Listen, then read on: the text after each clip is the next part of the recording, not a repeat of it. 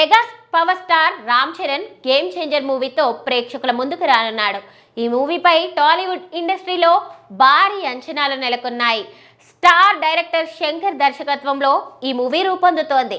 ఇక ఈ సినిమాలో బాలీవుడ్ బ్యూటీ కియారా అద్వానీ నటిస్తోంది. అంజలి, శ్రీకాంత్ ముఖ్య పాత్రల్లో కనిపించనున్నారు.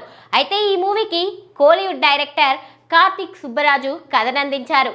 పొలిటికల్ డ్రామాగా ఈ మూవీ రూపొందుతోంది.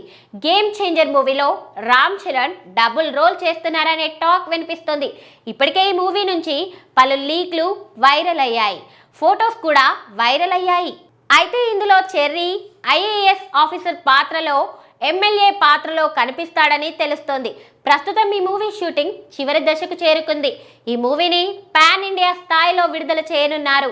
ఇక ఈ మూవీ కోసం మెగా ఫ్యాన్స్ ఎంతగానో ఎదురు చూస్తున్నారు. ఇకపోతే తాజాగా ఈ మూవీ నుంచి మరో వీడియో సోషల్ మీడియాలో లీక్ అయింది. సినిమాలో మార్కెట్ నడి రోడ్డుపై హెలికాప్టర్ ల్యాండ్ అవుతోంది. ఆ సమయంలోనే రామ్ చరణ్ ఎంట్రీ ఇస్తాడని తెలుస్తోంది. ఈ సన్నివేశం సినిమాకే హైలైట్ అవుతుందట.